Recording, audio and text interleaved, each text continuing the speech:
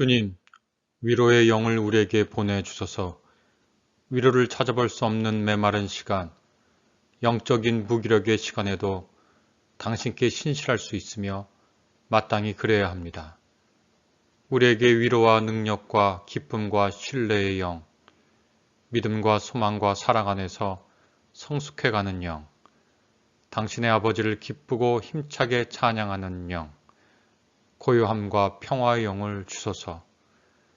신앙의 암울, 암흑, 혼란, 저속하고 세속적인 관심, 절망적인 불신, 나태, 슬픔, 버림받은 느낌, 분열, 그리고 당신에게서 아주 멀리 떨어져 있는 것 같은 막막함은 몰아내 주소서. 아멘.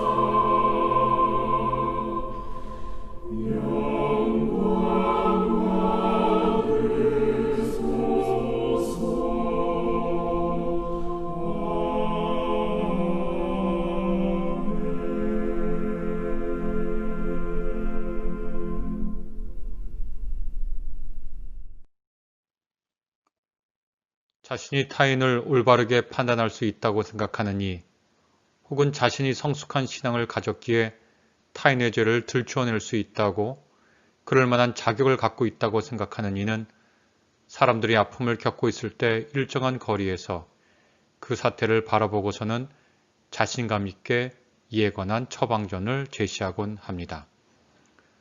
그러나 이러한 행동은 사실상 아픔을 겪고 있는 이들, 고통받고 있는 이들의 영혼이 진실로 필요로 하는 것에 관심을 기울이지 않고 그저 그들을 내버려 두는 것에 지나지 않습니다. 이때 치유는 일어나지 않습니다. 좀 더 단호하게 말하면 이는 그들과 하나님의 일그러진 관계를 도외시하는 것일 수 있으며 더 나아가 그나마 있는 그들과 하나님의 관계를 끊어버리는 것일 수 있습니다. 이는 그렇게 하여 나와 하나님의 일그러진 관계를 반영하는 것이기도 하며 더 나아가 그나마 있는 나와 하나님의 관계를 끊어버리는 것이기도 합니다. 어떠한 시기든 영적 노예 상태에 빠진 이들은 그 상태에서 벗어나지 못하며 우리는 그들에게 충분한 관심을 기울이지 않음으로써 우리 스스로를 영적인 노예 상태로 내몰아 갑니다. 양쪽 모두 온전한 삶, 참 생명을 누릴 수 없습니다.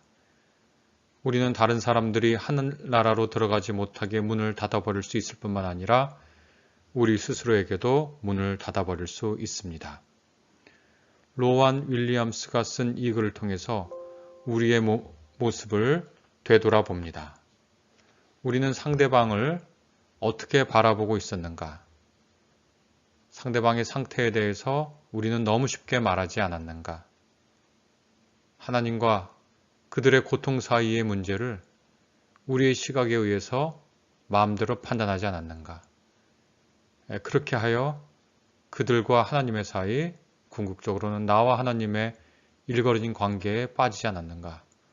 그래서 우리는 모두 온전하지 못한 삶, 살아있으나 죽은 것 같은 삶을 살지 않았는가? 되돌아봅니다. 우리 스스로 영적 노예 상태에 빠져 있다는 것을 겸허하게 인정해야 할 때가 있습니다. 다른 사람에게 함부로 다른 사람의 삶을 제멋대로 판단한 경우가 있다는 것을 고백해야 할 때가 있습니다. 지난 한 주 우리가 그러했다면 우리 모두 회개의 기도를 드리시겠습니다.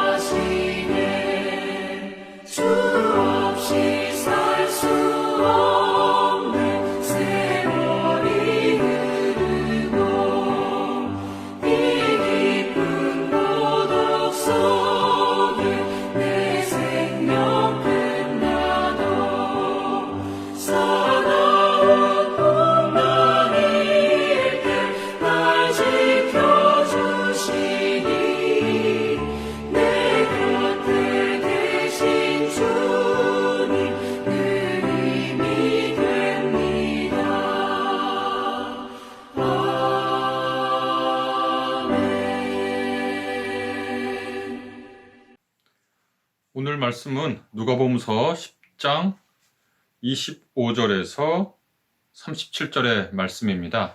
여러분이 잘 아시는 선한 사마리아인의 비유라고 알려진 본문이 오늘의 말씀입니다. 제가 한 절씩 읽으면서 오늘 우리에게 주신 하나님의 말씀을 같이 생각해 보도록 하겠습니다. 어떤 율법 교사가 일어나서 예수를 시험하여 말하였다. 선생님, 내가 무엇을 해야 영생을 얻겠습니까? 이렇게 이 선한 사마리아인의 비유의 시작은 이렇게 됩니다. 어떤 율법 교사가 일어났다라고 하는데, 율법 교사라는 것은 오늘날로 따지면 법에 종사하는 사람이죠. 실정법까지는 아니더라도 구약에 있는 여러 법들은 실정법이 되고자 하는 법이었고, 많은 유대인들, 특별히 바리새인들 이런 사람들은 구약에 있는 법이 실정법이 되어야 한다고 주장하는 사람들입니다. 그래서 율법 교사라고 하는 사람들은 법률을 해석해서 사람이 어떻게 살아야 할지, 하나님의 뜻이 무엇인지를 분별해내는 사람, 그런 직업을 가진 지식인이라고 얘기할 수 있겠습니다. 문맹률이 극히 높은 당시, 다시 말해서 교육이 오늘날처럼 많은 사람들에게 혜택을 주기 이전 사회에서 무엇인가를 읽고 쓰고 생각한다는 것은 대단히 특권적인 직업인데요. 이 직업에 있는 사람이 예수님에게 질문을 시작하는 것으로 오늘의 본문이 시작합니다. 그때 예수를 시험하여 말하였다, 이렇게 누가복음서 기자가 이 율법 교사의 질문의 의도를 밝힙니다. 시험했다라는 거 하는 것은 테스트를 해봤다는 거죠. 예수님이 어떤 사람인지, 어떤 분인지 테스트를 해봤다는 겁니다. 그 다음에 그 사람의 질문이, 선생님, 내가 무엇을 해야 영생을 얻겠습니까? 라고 물어봅니다. 영생을 얻는다라는 건 무슨 뜻일까요?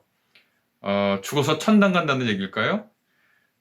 바리새인들은 내세를 믿었고요. 의론자의 부활을 믿었습니다.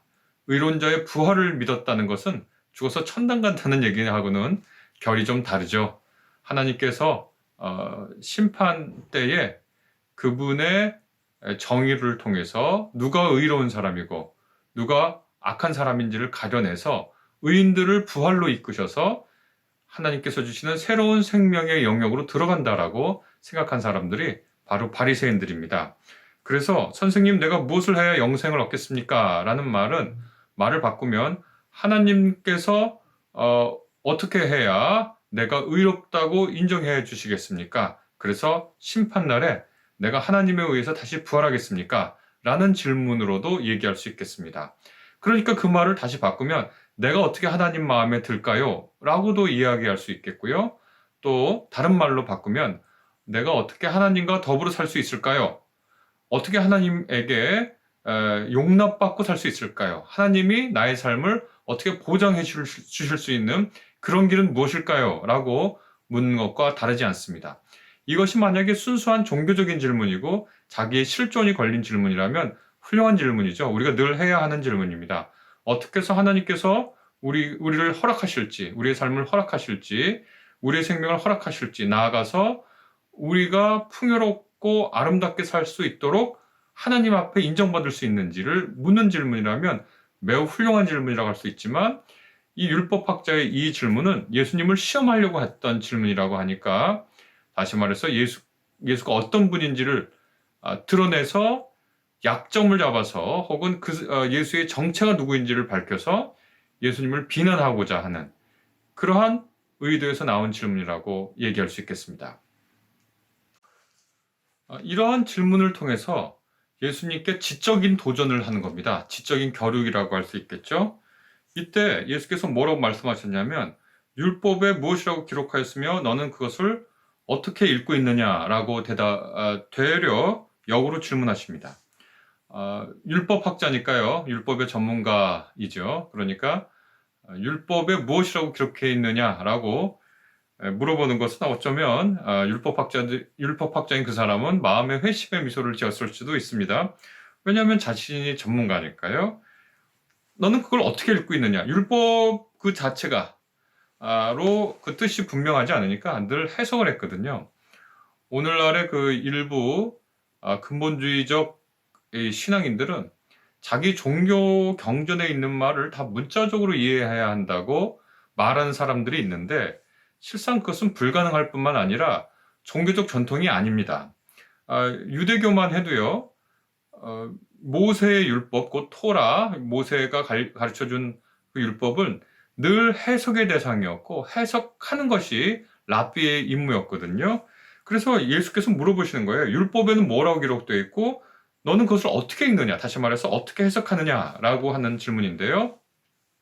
거기에 대해서 이 율법학자가 당시에 많은 사람들이 공감하고 있고 동의하는 대답을 내놓습니다. 내 마음을 다하고 내 목숨을 다하고 내 힘을 다하고 내 뜻을 다하여 주 너희 하나님을 사랑하여라 하였고 또 내 이웃을 내 몸같이 사랑하여라 하였습니다. 라고 이제 율법학자가 대답했다고 하죠.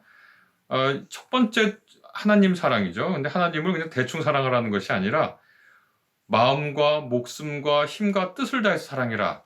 이렇게 얘기하는데요. 이제 어떤 분들은 이 마음이 뭐고 목숨이 뭐고 힘이 뭐고 뜻이 뭐다라고 일일이 설명을 할 수 있겠지만 결국 이 말은 결국 뭐냐면 그냥 대충 하라는 것이 아니라 정말 전심으로 하나님의 말씀과 하나님을 사랑하고 사모하라는 겁니다. 하나님을 사랑한다는 게 뭘까요?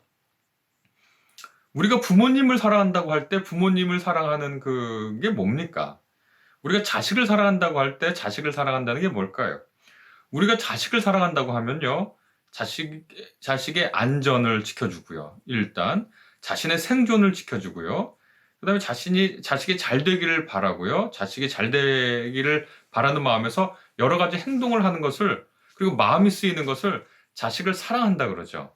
부모님을 사랑한다는 건 무슨 뜻일까요? 부모님을 사랑한다는 것은 그냥 혼자 마음속으로 이렇게 갖고 있는 것, 물론 그것도 중요하지만, 뭐, 우리가 안부 전화를 드리고, 또 뭐, 가능하면 용돈도 드리고, 또, 이런저런 이야기를 통해서, 내가 부모로서 참 행복하구나. 저런 자식을 두었구나. 내가 내 자식을 두고 참 내 자식 때문에 행복하구나. 그런 마음을 들게 하는, 그런 언행을 하는 것이 부모님을 사랑하는 거겠죠. 자기 배우자를 사랑한다는 건 뭘까요?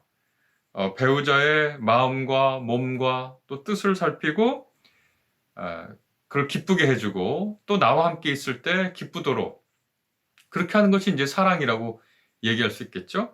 하나님을 사랑한다는 건 뭘까요? 우리가 하나님의 안전을 걱정해 줄 필요가 있습니까? 그럴 필요는 없죠.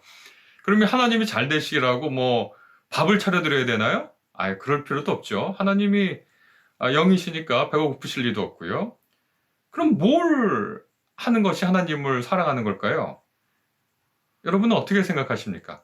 우리가 하나님의 안전을 걱정할 이유도 없고요. 우리가 부모를 사랑하거나 그러니까 사람을 사랑한다고 할 때는 그의 안전과 그의 풍요를 걱정하고 근심하고 또 그의 안전과 풍요를 위해서 열심히 일해주고 내 몸을 움직이는 거, 그다음에 마음을 쓰고 하나님께 그들을 위해 기도하는 거, 이것들이 그들을 사랑하는 거잖아요. 우리의 부모님과 우리의 배우자, 우리 자식을 사랑하는 건데 하나님을 사랑한다는 건 뭐예요?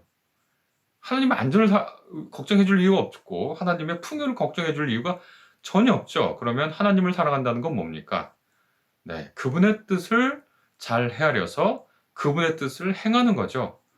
그리고 그분의 존재 자체를 기뻐하는 거죠. 우리가 이렇게 살고 있는 건 이 삶의 모습, 우리의 삶의 자세, 우리에게 주어진 삶의 조건들을 일단은 감사하고 그리고 하나님께서 허락하신 이 삶이 복되다고 우리 삶을 수긍하면서 그러니까 우리 존재 자체에 대한 수긍이 가장 중요하게 하나님을 사랑하는 겁니다. 그리고 하나님의 뜻이 무엇인지 분별하는 거죠. 하나님의 뜻이 무엇입니까? 하나님 뭘 원하세요? 하고 묻고 그 원하시는 뜻을 행하는 건데 그것이 뭘까요? 바로 다음에 나오는 이웃사랑하고 구분되지 않습니다. 그러니까 하나님을 내 목숨과 마음과 뜻과 모든 힘을 다해서 사랑해라. 이 말은 사실은 뭐 하나님의 안전과 뭐 풍요를 걱정할 필요가 전혀 없으니까 하나님의 뜻을 분별해서 그분의 뜻을 행하라는 그런 권고고 그런 명령이고 하나님의 뜻을 분별하고 하나님의 마음은 무엇이냐? 곧 그분이 지어내신 우리 스스로가 우리의 삶에 감격하고 이 감격한 우리 삶을 허락하신 하나님께 감사하고 이 감사와 감격을 가지고 우리가 어떤 윤리를 행하는 것, 어떤 행동을 행하는 것 아니겠습니까? 그것이 바로 다음에 이어지는 내 이웃을 사랑하라라는 겁니다. 이웃을 사랑한다는 것은 뭘까요? 이웃을 사랑한다는 것은 우리가 부모, 형제, 사람을 사랑하는 거니까 부모, 형제, 또 자식을 사랑하는 것과 비슷하게 그들의 안전과 그들의 삶이 잘 되기를 기원해주는 마음이고요. 또한 그들도 우리처럼 하나님 앞에서 하나님이 주신 삶에 감격하고 감사할 수 있도록 우리가 그들 옆에 그들이 하나님을 감격할 수 있도록 우리가 그런 방식으로 존재하는 것, 그것이 이웃을 사랑한다라는 말이 아닐까요? 그러니까 하나님을 사랑하고 어떻게 해야 하나님과 더불어 삽니까? 어떻게 심판날에 너는 의로운 사람이다 라고 부활하여 하나님과 더불어 사는 기쁨을 누리는가? 라는 이 바리새인의 율법학자의 질문에 예수님이 대물으셨고 율법학자가 대답했는데 그 대답의 핵심에는 어떤 것이 있냐면 하나님을 사랑해라. 그 말은 너를 허락하신, 이 세상을 허락하신 우리의 삶에 감격하고 감사해서 하나님을 찬양하고 기뻐하고요. 또 우리의 이웃이 마땅히 하나님을 감사하고 감격할 수 있도록 우리가 그런 존재가 되어주는 게 이웃을 사랑하는 것이라고 얘기할 수 있겠죠. 그랬더니 예수께서 그런 율법학자의 대답에 뭐라고 응답하셨냐면 내 대답이 옳다. 그대로 행하여라. 그러면 살 것이다. 라고 이제 얘기합니다. 그런데 율법 교사는 자기를 옳게 보이고 싶어서, 옳게 보이고 싶다라는 게 뭐냐면 자기가 정당하다, 자기가 말한 것이 뛰어나다, 훌륭하다, 혹은 내가 이런 질문을 했는데 당신이 이런 식으로 대답을 했으니까 다른 방식으로 질문하겠다 라는 이제 뜻이겠죠. 그렇게 하면서 뭐라고 얘기하냐면 그러면 내 이웃이 누구입니까? 라고 물어봅니다. 정말 내 이웃이 누구겠습니까? 여러분, 누가 내 이웃입니까?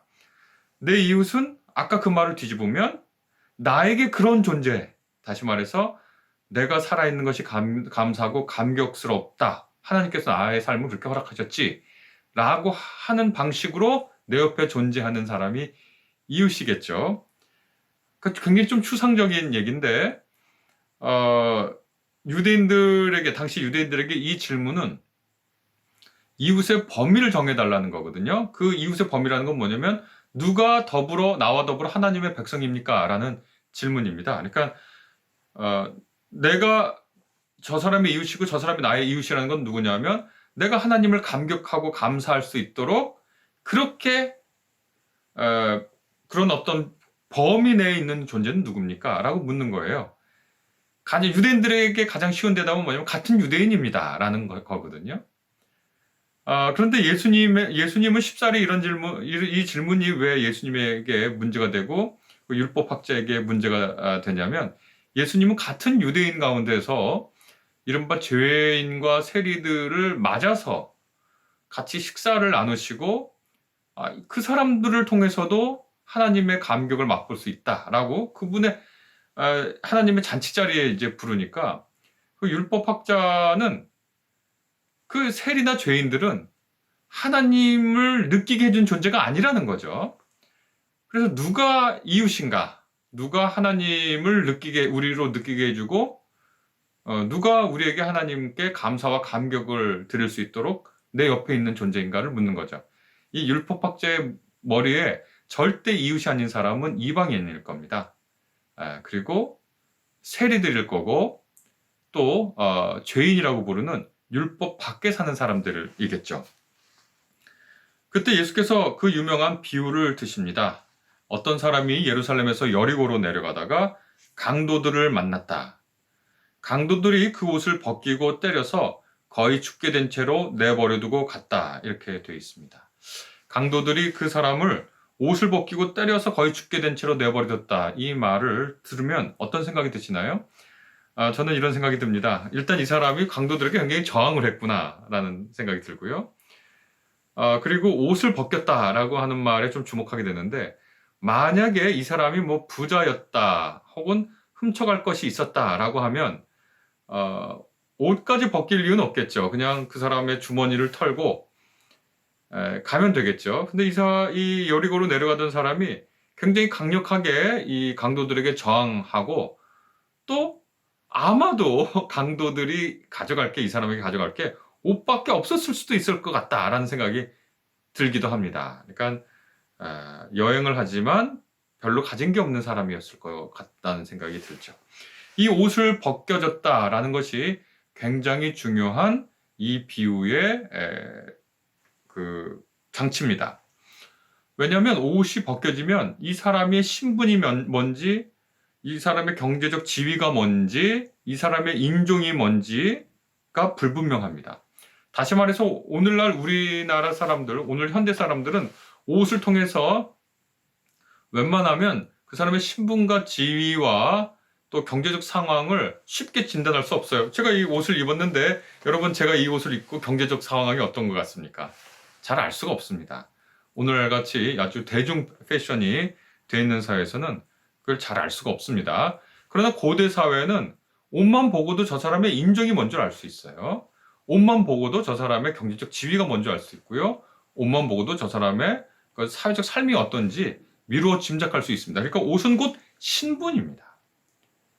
그 사람이, 그러니까 노예들의 옷과 귀족의 옷이 완전히 달랐고, 유대인의 옷과 사마리아 사람들, 이방인의 옷이 달랐죠. 보면 알 수가 있습니다.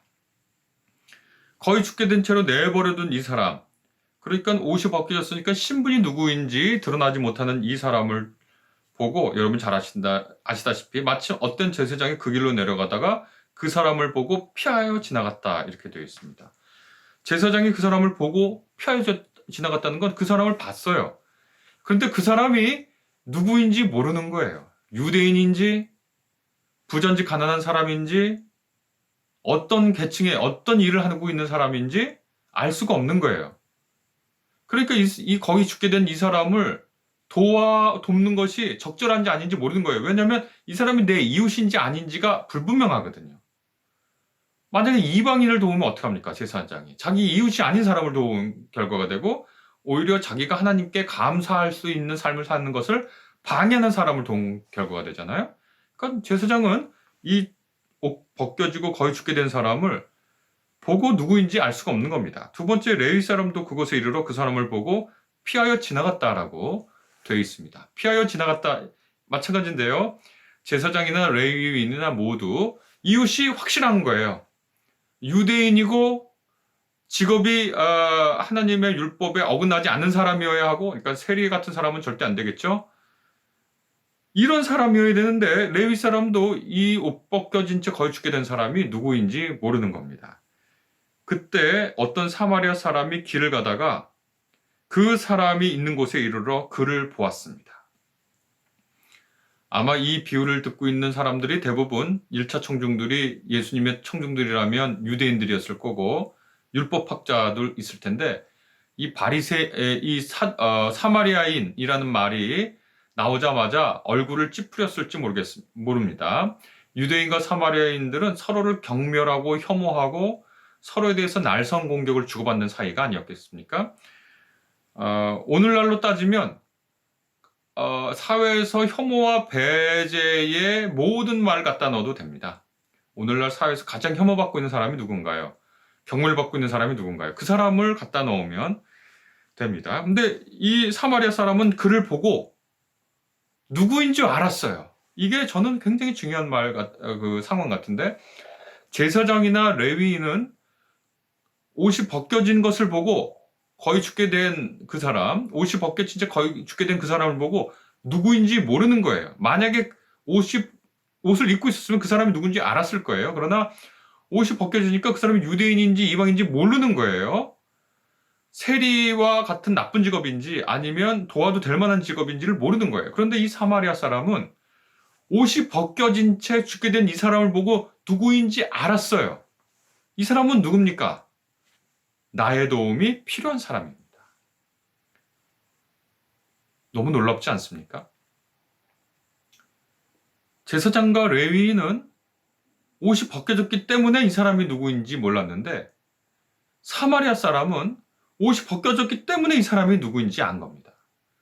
제사장과 레위인은 옷이 벗겨진 채 거의 죽게 되니까 말도 제대로 못할 사람이니까 물어봐도 대답이 없을 거니까 이 사람이 누구인지 몰랐는데 사마리아 사람은 거의 죽게 된 채로 매 맞아서 거의 죽게 된 채로 돼 있으니까 이 사람이 누군지 알았어요. 누구냐면 나의 도움이 필요한 사람이었습니다. 그 다음의 구절을 저는 정말 사랑합니다. 그를 보고 측은한 마음이 들었다라고 되어 있습니다. 저는 그리고 이것이 바로 이 사마리아 사람이 옷이 벗겨진 채 거의 맞아 죽게 된 이 사람이 누구인지 알게 한 바로 그 지식의 원천이라고 생각합니다. 제사장과 레위인은 이 사람이 누구인지 알아볼 수 없었습니다. 왜냐하면 이 사람을 알아볼 능력이 없었거든요. 그런데 사마리아 사람은 이 사람을 알아볼 능력이 있었습니다. 바로 그 사람, 사마리아 사람 마음에 측은히 여기는 마음, 불쌍히 여기는 마음, 컴패션, 마음을 같이 하는 마음, 역지사지하는 마음이 있었고 바로 이 마음이 옷이 벗겨진 채 거의 죽게 된 이 사람, 다시 말해서 한마디 말도 못해서 내가 누굽니다. 나 좀 도와주세요. 라고 말을 못할 이 사람의 정체가 누구인지 알게 해주는 능력이 바로 이 사람이 가지고 있었던 불쌍히 여기는 마음, 측은한 마음이었다라고 얘기할 수 있겠습니다. 저는 오늘 우리 기독교인들이 이 선한 사마리아인의 비유를 통해서 눈을 떴으면 좋겠습니다. 우리가 이 사회에서 여러 사람들을 보는데요. 기독교인들은 마치 어떤 사람은 전혀 누구인지 모르는 것처럼 행동할 때가 있는 것 같습니다. 그런데 우리 마음에 하나님이 주신 측은히 여기는 마음, 불쌍히 여기는 마음이 있으면 그 사람이 누구인지 알아볼 겁니다. 저는 이것을 측은지심의 인식론이라고 부르고 싶습니다. 불쌍히 여기는 마음, 측은히 여기는 마음, 동병상련의 마음이 있으면 우리는 우리 옆에서 신음하고 있는 사람들이 누구인지 알아보고 무엇을 우리가 해야 할지 알게 될 겁니다. 기독교인들이 오늘날 우리의 이웃이 누구인지 못 알아보고 우리가 이 사회에서 무엇을 해야 하는지 모르고 갈팡질팡 헤만다면 그 원인의 근본에는 바로 이 하나님께서 우리에게 선사하신 마음, 불쌍히 여기는 마음이 실종되지 않았나를 생각해 보아야 할 때가 아닌가라고 우리 모두 스스로 반성하며 겸허히 되돌아보게 됩니다. 오늘 우리에게 불쌍히 여기는 마음을 달라고 우리 하나님께 같이 기도하지 않을 수 없습니다.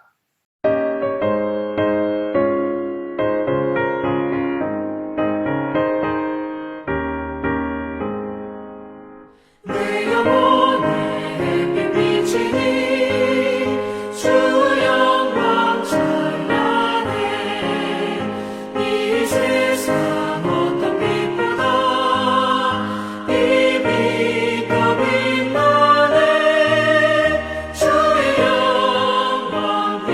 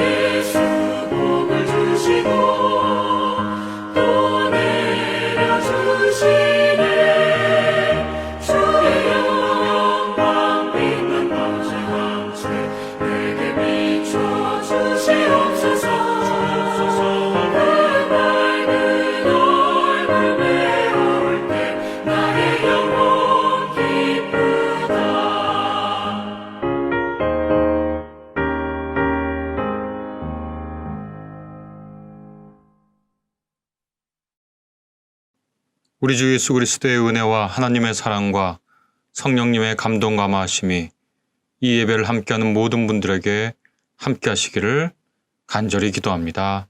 아멘.